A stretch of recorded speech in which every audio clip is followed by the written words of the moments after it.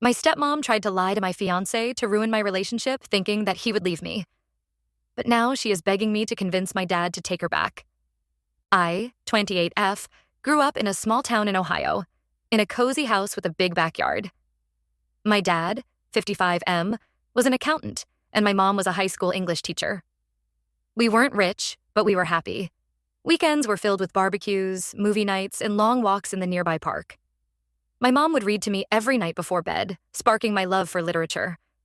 Dad taught me how to ride a bike and helped me with my math homework. They were my heroes. That all changed when I was 16. Mom started feeling tired all the time, and she had this persistent cough that wouldn't go away.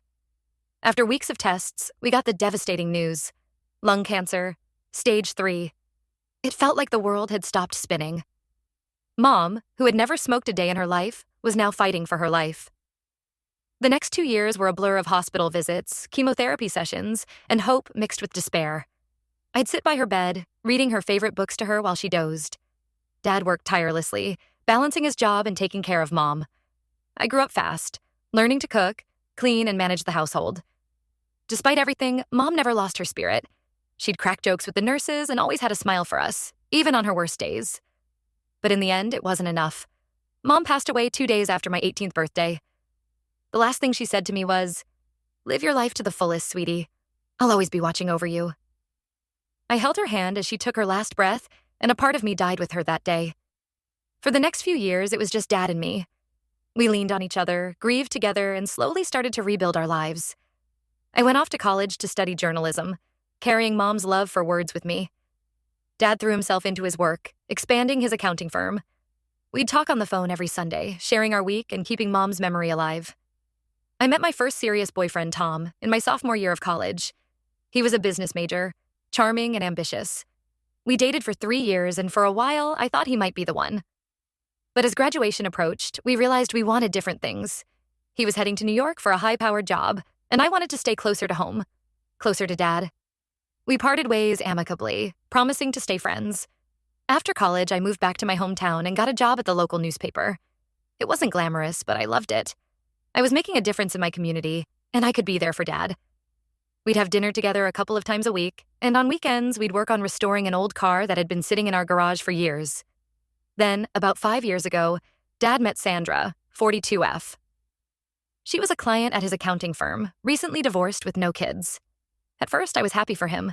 He seemed lighter, smiled more. They dated for a year before getting married. I was hesitant about the whole thing, but I wanted Dad to be happy. Looking back, I should have seen the red flags. Sandra was always a bit off. She'd make these passive-aggressive comments about Mom, or how Dad and I were too close. She'd try to change things in our family home, rearranging furniture or throwing out old mementos. But I brushed it off, telling myself she was just trying to fit in. I remember the first big fight I had with Sandra. It was during Thanksgiving dinner 3 years ago.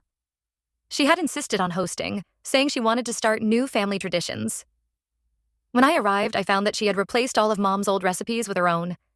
The stuffing was store-bought, the cranberry sauce came from a can, and the turkey was dry. But what really got to me was when I noticed Mom's old china was missing from the table. When I asked about it, Sandra dismissively said she had packed it away because it was outdated. I lost it. We had a huge argument right there at the dinner table. Dad tried to play peacemaker, but I could see the hurt in his eyes too. After that, things were never the same between Sandra and me. Now, let's fast forward to the present. I've been with my fiancé, Jake, 30M, for 3 years. We met at a local charity event where I was covering the story, and he was volunteering. Jake's a software developer, kind, funny, and he gets along great with Dad. We're planning our wedding for next spring, and everything was going smoothly, until Sandra decided to stick her nose where it doesn't belong. Last week, Jake called me, sounding upset. He said Sandra had texted him, claiming she had something important to tell him about me. Apparently, she told him I'd been cheating on him with Tom, my ex-boyfriend from college.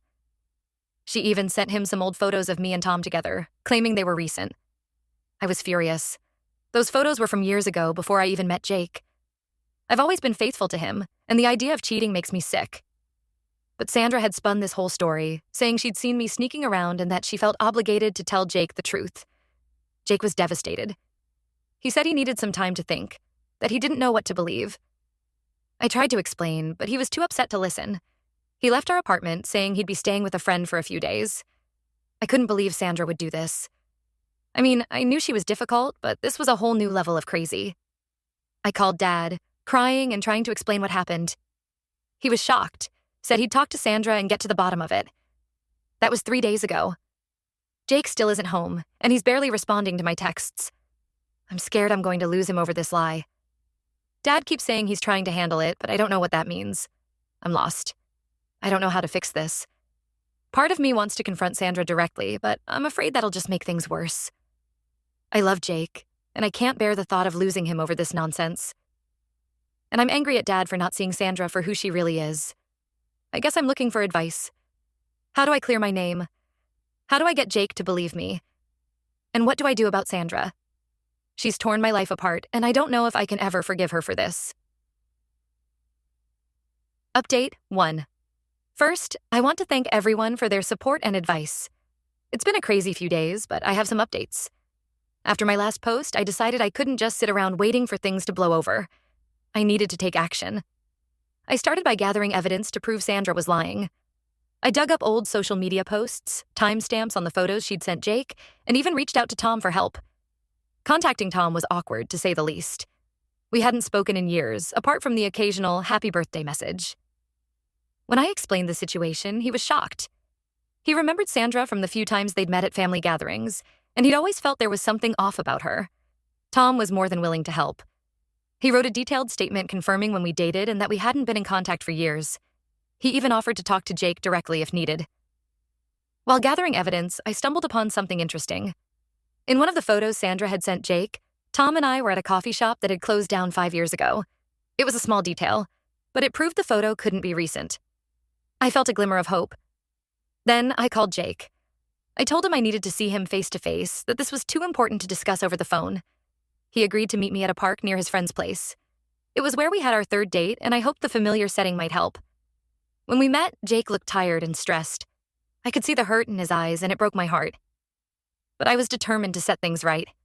We sat on a bench overlooking the pond where we used to feed ducks together. I laid out all the evidence I'd gathered, explaining each piece carefully. I showed him the timestamps on the photos, the old social media posts, and Tom's statement. As Jake went through everything, I could see the realization dawning on his face. When I pointed out the detail about the closed coffee shop, he looked up at me, his eyes filled with a mix of relief and regret. He apologized for doubting me, saying he should have known better. We talked for hours, clearing the air and reaffirming our love and trust in each other. Jake moved back into our apartment that night. We're not completely back to normal yet. There's still some healing to do, but we're working through it together. He's promised to always come to me first if he ever hears rumors or accusations in the future.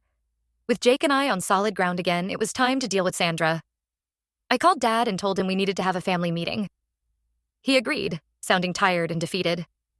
The next day, I went to their house. It was strange being back there. The place where I grew up now felt foreign, with Sandra's touches everywhere. Mom's old reading nook had been turned into a home gym, and the walls were covered in modern art instead of our family photos. Sandra was there, looking smug when I walked in. But that smugness quickly faded when Dad asked her to explain her actions. At first, she tried to deny everything, claiming she was just looking out for me. But when I presented the evidence showing how she'd manipulated the situation, she started to crumble. Dad was furious. I'd never seen him so angry, not even when I crashed his car as a teenager.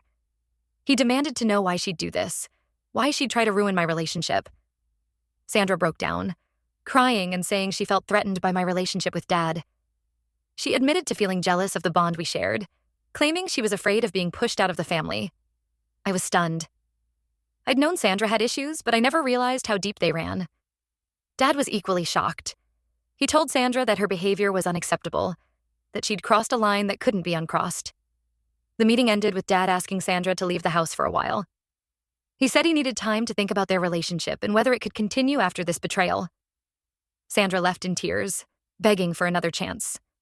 As for me and Dad, we had a long talk after Sandra left. He apologized for not seeing the signs earlier, for letting things get to this point. We both cried, remembering Mom and how different things were now. But we also reaffirmed our bond, promising to always be there for each other. I left feeling drained but relieved. Jake and I are okay. Sandra's true colors have been revealed, and Dad finally sees what's been happening. It's not a perfect resolution, but it's a start. There's still a lot to figure out. Dad needs to decide what to do about his marriage. Jake and I need to rebuild some trust, and I'm still processing my anger toward Sandra. But for now, I'm just grateful that the truth is out and that I haven't lost the people I love most. I'll update again if anything significant happens. Thank you all again for your support and advice. It really helped me find the courage to confront this situation head on. Update 2. It's been about a month since my last update, and a lot has happened. I wanted to wait until things settled down a bit before posting again. First, the good news. Jake and I are doing much better. We've had a lot of long talks about trust, communication, and our future together. We even started couples counseling, not because we're having problems, but because we want to make sure we have the tools to handle any future challenges. Our wedding plans are back on track, and if anything, this whole ordeal has made us stronger as a couple. We've been spending more time with our friends too. Last weekend, we had a game night with some couples we know. It was the first time we'd really socialized since the whole Sandra incident, and it felt good to laugh and just be normal again. Jake held my hand under the table all night, and I caught him looking at me with so much love in his eyes. It reminded me of why I fell for him in the first place. Now, for the family drama. Remember how I said Dad had asked Sandra to leave the house? Well, it turns out that was just the beginning. Over the next few weeks, Dad did a lot of thinking and talking. With me, with his friends, even with the therapist he started seeing. He realized that his relationship with Sandra had been unhealthy for a long time, and her attempt to sabotage my relationship was the last straw. Dad confided in me that he'd been having doubts about his marriage for a while. He said he'd ignored the red flags, convincing himself that he was just being overly sensitive or that things would get better with time. He admitted that part of him had rushed into marriage with Sandra because he was lonely after Mom died, and he regretted not taking things slower. About 2 weeks after the confrontation, Dad called me to say he'd decided to end his marriage to Sandra. He said he couldn't trust her anymore, and he didn't want to be with someone who would hurt his daughter like that. I was surprised by how calm and sure he sounded. It was like a weight had been lifted off his shoulders. Dad filed for divorce the next day. Sandra didn't take it well. She showed up at the house, crying and begging him to reconsider. When that didn't work, she started making threats, saying she'd ruin him financially if he went through with the divorce. Dad stood his ground, telling her it was over. That's when things got really crazy. Sandra started calling me, leaving voicemails and sending texts. At first, she was apologetic, swearing she'd never do anything like that again. But when I didn't respond, she got angry. She accused me of turning Dad against her, saying I'd always been jealous of their relationship. One of her voicemails was particularly disturbing. She said, "You think you've won? You have no idea what I'm capable of. I'll make sure you and your precious daddy regret this." It sent chills down my spine. I blocked her number, but she found other ways to contact me. She even showed up at my workplace once, causing a scene in the lobby before security escorted her out. It was embarrassing and scary. My coworkers were supportive, but I could tell they were uncomfortable. My boss pulled me aside and suggested I take a few days off until things calmed down. The whole situation was taking a toll on me. I was having trouble sleeping, jumping at every little noise. Jake suggested we stay with his parents for a few days, just to get away from it all. It helped, but I felt guilty for leaving Dad to deal with Sandra alone.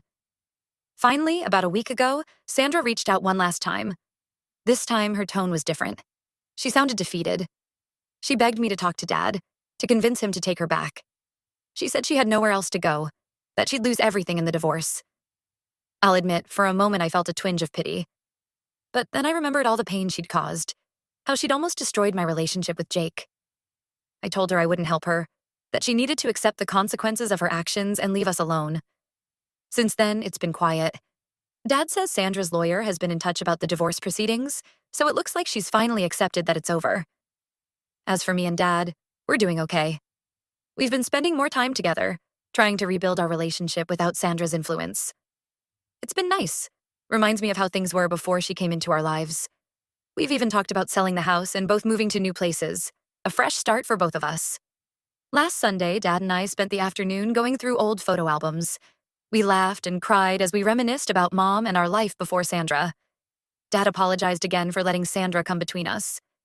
He said he felt like he'd failed Mom by letting someone like Sandra into our lives. I assured him that Mom would understand and that what matters is that we're together now. Jake has been incredibly supportive through all of this. He's really bonded with Dad, often joining us for dinner or to watch sports. It makes me happy to see the two most important men in my life getting along so well. Last night, Jake surprised us with tickets to a baseball game. Dad's favorite team. Seeing Dad smile and relax for the first time in weeks was worth everything we've been through. I know we're not out of the woods yet. The divorce proceedings will probably get messy, and who knows what Sandra might do next. But for now, I'm feeling optimistic. My relationship is stronger than ever, I have Dad back, and we're free from Sandra's toxic influence. Thank you all again for your support throughout this crazy journey.